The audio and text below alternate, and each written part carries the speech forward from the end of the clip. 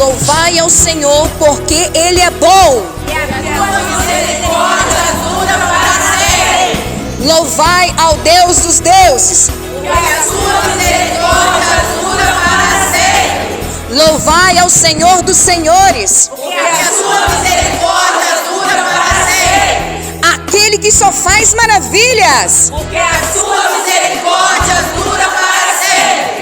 Aquele com entendimento fez os céus. E a sua misericórdia dura para sempre. Sejam todos bem-vindos ao canal. Entre irmãos. Com participação especial das mulheres da bênção de São José de Ubá.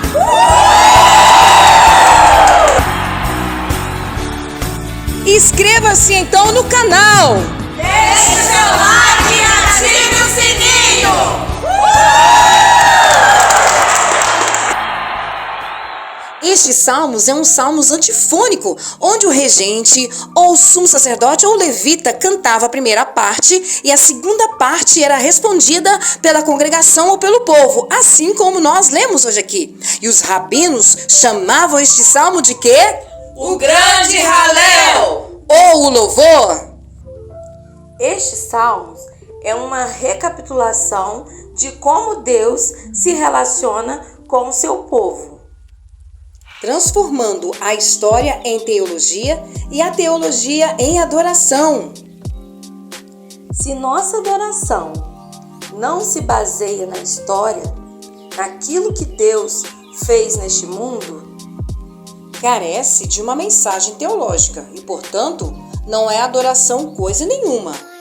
e o refrão destes salmos é: a sua misericórdia dura para sempre. Foi entoado na congregação no Templo de Salomão, e você confere lá em 2 Crônicas capítulo 7, versículo 3. E também pelos cantores do rei Josafá, quando Judá foi atacado por Moabe e Amon, 2 Crônicas 20, 21. Ali também o Senhor é chamado de Existe um Deus no céu, que a letra no papel não pode descrever. o que indica que é uma data após o exílio, pois se trata de um título usado com frequência nesse período, falando do Deus dos céus. Portanto, sejam bem-vindos ao Salmo 136, aonde nós vamos continuar falando sobre adoração, louvor, aleluia! Recapitulando então, nós saímos da sessão de peregrinação, os hinos de romagem que eram entoados na caminhada até chegar a Jerusalém. Agora entramos na sessão dos louvores, hinos chamados de Halel, que provavelmente eram os louvores entoados já lá em Jerusalém, dentro do templo, ali o povo congregado, reunido para adorar ao Senhor. E este Salmo de 136 traz essa mudança na entonação, né, na forma de cantar a música, chamada antifônica, onde o regente faz a primeira parte e a congregação responde a segunda parte. Hoje com a participação especial das vozes das mulheres da bênção. Muito obrigada, mulheres! Então, gente, o tema central deste salmo é sobre gratidão e também pretende mostrar o caráter e as obras de Deus, aquilo que Ele fez a favor do seu povo. Então, pare aí e pense. O que Deus tem feito para você? Nos salmos anterior, nós falamos, conta as bênçãos, diga quantas são. Se você for parar e refletir, existem muitas bênçãos e eu até faço aqui um desafio, né? Faça aí uma anotação de 3 principais bênçãos, de 2 anos para cá, que o Senhor concedeu à sua vida. A gente olha só, muitas vezes, as bênçãos materiais. Valorizamos muitas vezes só essas bênçãos, mas tem muitas outras na vida sentimental, espiritual. Então anota aí e agradeça ao Senhor. Por isso que este louvor de gratidão aparece 25 vezes esta frase, porque a sua misericórdia ou a sua benignidade ou o seu amor dura para sempre. Mostrando o quê? Mostrando o amor de Deus, do Deus eterno. Esse amor eterno que abrange a toda a humanidade. Então, este amor aqui é representado, ele é exaltado em pelo menos 3 momentos históricos do povo de Israel. O poder de Deus na criação, que vai do versículo 1 ao versículo 9. No segundo momento, a saída do Egito, que vai do versículo 10 ao versículo 12. O terceiro momento é aqui onde Deus o sustenta esse povo lá no meio do deserto, que vai do 16 ao 24, que aí mostra então os cuidados de Deus. Infelizmente, nós temos uma percepção muito falha quando achamos que o Senhor é bom e a sua misericórdia dura para sempre, só quando tudo vai muito bem nas nossas vidas, quando tudo funciona do nosso jeito, do nosso querer, quando alcançamos os nossos alvos. Então a gente declara, o Senhor é bom e a sua misericórdia dura para sempre. Mas não é bem assim. Sempre o Senhor será bom. Em qualquer momento Ele revela a sua graça e a sua misericórdia. E aqui, no primeiro versículo, nós temos a razão principal, maior motivo para louvarmos ao Senhor, porque Ele é bom. O texto bíblico, Salmo 136, versículo 1, começa dizendo assim: louvai ao Senhor porque Ele é bom. Aliás, o único que de fato é bom é o Senhor. De onde que vem a bondade? Do ar? Ou do que nós aprendemos, de uma aprendizagem, da genética, de uma inteligência? Não vem de nenhum desses lugares, vem somente de Deus, emana de Deus. E é interessante observar que o pequeno senso de bondade que existe em nós não vem de nós mesmos, nem do que aprendemos ou herdamos, mas vem do Senhor. Portanto, que quando a sua criatura, nós mostramos as evidências de bons atos, quando temos boas atitudes, isso não significa, gente, que nós somos bons, que a criatura seja boa, mas é que Deus é bom e por causa da sua bondade, Ele tem misericórdia de nós e nos ensina a ser bons, ensina-nos a ter graça uns com os outros. Enfim, se conta a história de que uma professora pediu aos alunos primários para desenharem as 7 maravilhas do mundo. É claro que eles iam desenhar conforme a criatividade, conforme o conhecimento de cada um deles. Teve um que desenhou a Disneylândia, o outro desenhou a estátua de Zeus, teve um que fez as pirâmides, o outro fez o Cristo Redentor no Brasil, o Pão de Açúcar, e assim eles foram desenhando aquilo que eles consideravam ser uma das maravilhas do mundo. Quando todos entregaram as suas atividades, a professora notou que uma menina lá no fundo da sala ainda continuava desenhando, e com muita atenção, com muito cuidado. Então a professora achou aquilo meio diferente e perguntou: ué, você ainda não terminou anotando aí os seus desenhos das 7 maravilhas? Então ela respondeu à professora: olha, professora, eu não consigo enumerar ou colocar as 7 maravilhas da obra criadora de Deus, porque são tantas. Eu já comecei a colocar aqui a beleza da natureza, tudo aquilo que tem na natureza que é belo. Já coloquei aqui tudo que tem no ar, que tem nos céus, que também é tão lindo, o sol, a lua, as estrelas. Agora eu estou vindo aqui para a beleza do corpo humano. Imagine o corpo humano funcionar, todos os membros nos seus devidos lugares. Nossa, isso é muito bonito, professora. Então eu não consigo terminar, porque é muita coisa que eu tenho que colocar aqui do que Deus de fato é bom. E a menina continuou dizendo: Deus é tão bom. E agora ela estava ali desenhando Jesus e a cruz. E ela disse: tá vendo, professora? O amor de Deus é tão grande que Deus mandou o seu Filho Jesus Cristo para nos salvar. Olha, é tão triste ver ele na cruz, mas sabe o que eu aprendi? É que ele ressuscitou. Jesus está vivo.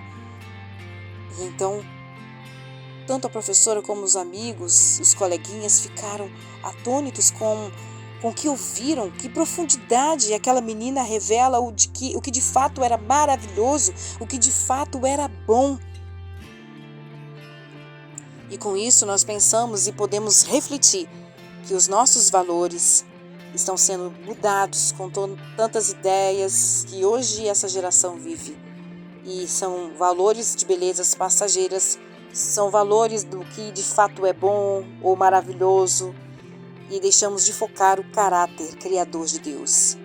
E o início deste texto de Salmo 136 vem mostrando aqui o caráter criador de Deus. Como atualmente, na época em que foi escrito esse texto, em Israel e nas suas cidades circunvizinhas, existiam diversos deuses e senhores. Aquelas nações eram nações pagãs. Mas somente Jeová é o Deus dos deuses, é o Senhor dos senhores. E o salmista vem declarando o Deus dos deuses, o Senhor dos senhores. Este é o Deus dos deuses, meu irmão, Jeová. Ele vem declarando sobre isso. Ele é Deus, Jeová. E é um Deus que vive e que reina para sempre. E jamais aqueles deuses poderiam alcançar o poder, as maravilhas que o nosso Deus fez e continuará fazendo.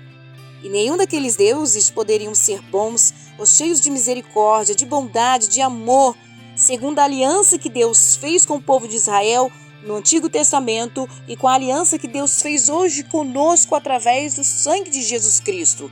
E se formos agora ver no Novo Testamento, em 1 Timóteo capítulo 1, versículo 2, Tito capítulo 1, versículo 4, o apóstolo Paulo, então, ele junta a misericórdia de Deus com a graça.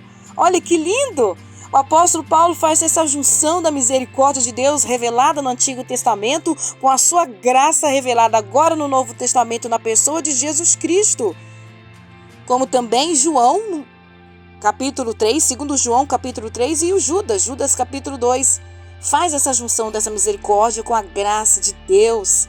E entender esta graça e misericórdia de Deus é saber que Deus não nos dá aquilo que merecemos. Em sua graça, Ele nos dá aquilo que não merecemos. Olha só, essa é a graça reveladora do Senhor Jesus Cristo. No livro de Romanos, o apóstolo Paulo vem ensinando sobre essa graça, favor imerecido, que hoje nos alcança, que hoje nos salva, que hoje nos proporciona a redenção e viver uma vida com Cristo, não só aqui, mas na eternidade. Isso é lindo. O salmista aqui, então, ele continua falando sobre a criação, como registrado no livro de Gênesis capítulo 1. E é muito importante observarmos que o Senhor teve sabedoria para planejar a criação. Nós já falamos muito sobre esse assunto lá no Salmos 19. Ele teve a sabedoria para planejar a criação e poder para quê? Para executar o plano. E tudo o que ele precisou foi fazer e proferir apenas as suas palavras. Faça. Então o poder de Deus é aquele poder que planeja, que faz, que executa e que sustenta. O poder sustentador de Deus. Por isso que tem-se o costume de dizer, Deus está no controle de todas as coisas. Sim, de fato, Ele está no controle de todas as coisas. Ele tem este poder de ter essas coisas todas sob o seu controle e a sustentando pela sua graça, pelo seu poder, pelo seu amor. A partir dos versículos 10 e 12, nós vamos ver aqui o poder redentor de Deus. Ele nos faz sair de onde? Do Egito. O salmista aqui começa a narrar este momento histórico do povo de Israel, relatando aqui com gratidão as misericórdias que o Senhor concede e concedeu àquele povo ao sair do Egito. Versículo 10 diz assim, que feriu o Egito nos seus primogênitos, porque a sua benignidade é para sempre. E tirou a Israel no meio deles, porque a sua benignidade é para sempre. Com mão forte e com braço escondido, porque a sua benignidade é para sempre. Aquele que dividiu o mar vermelho em duas partes, porque a sua benignidade é para sempre. Que fez passar Israel pelo meio deles, porque a sua benignidade é para sempre. Dá para fazer até um rap. Só que, é claro que quando eles cantavam essa música no estilo hebraico totalmente diferente, e quando o salmista, ele canta assim, ele não escreve, gente, sobre os anos de sofrimento de Israel lá no Egito. Ele não fala sobre o julgamento de Deus contra os deuses egípcios, mas o que ele se concentra? No êxodo, fazer sair. Então essa é uma expressão que o povo de Israel usava para descrever o seu livramento e com frequência é traduzido por tirar. Então, se você vive em algum momento que você precisa viver o êxito de Deus, então você vai cantar este Salmo 136. Quando você sair desse momento, quando Deus te dá a libertação, Você vai sair e então o êxito da sua vida você vai entoar, porque a sua misericórdia dura para sempre. E por que o êxodo é tão importante para o povo de Israel, gente? É porque foi esse momento que marcou o nascimento de Israel como nação. E a partir deste momento, a cada ano, os israelitas passaram a comemorar a Páscoa. Vocês se lembram quando Deus mandou eles aspergir o sangue do cordeiro nos portais para que o anjo da morte não levasse os seus primogênitos? Sim, nesse momento começa a comemorar a Páscoa, lembrando do que Deus, que o Senhor, Ele havia feito por eles. E o que mais? O que mais é o êxodo? Ora, o êxodo é o retrato da redenção que temos em Jesus Cristo, que nós conquistamos, que você conquistou através de Cristo. Esse é o retrato da redenção, o Cordeiro perfeito de Deus, que derramou o seu sangue para nos libertar. Libertar do quê? Dos pecados. É só você conferir 1 Pedro 1,18, Hebreus capítulo 9, versículo 12. E diz assim: nem por sangue de bodes e de bezerros, mas por seu próprio sangue entrou uma vez no santuário, havendo efetuado uma eterna redenção. Uau! Esse texto é maravilhoso. Então o êxito das nossas vidas está aí no retrato da redenção em Jesus Cristo. E o texto do Salmo 136 continua dizendo aqui, de um Deus que fez sair, agora que fez passar. Passar por onde? Passar pelo Mar Vermelho, passar pelo deserto, providenciou uma nuvem de dia para guiá-los e proteger do sol, uma nuvem à noite para aquecê-los do frio. Eles ficaram no Sinai enquanto Moisés recebia e ensinava a lei divina. E com isso estavam supervisionando a construção do tabernáculo. Então, antes de entrar na Canaã, na terra prometida, eles passaram por esses lugares. A nação precisava da disciplina da lei e do prazer da adoração.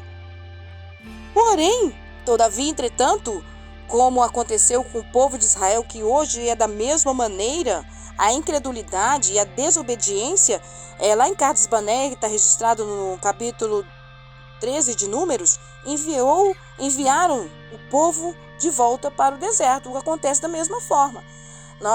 Deus providenciou a saída, saímos, e Deus providencia agora a passagem por diversos lugares ou a passagem por diversas situações da vida, mas a nossa incredulidade, a nossa desobediência, a nossa murmuração faz a gente retornar para o deserto. E aí a gente reclama: por que eu estou vivendo isso de novo? A maioria das vezes é porque fomos rebeldes.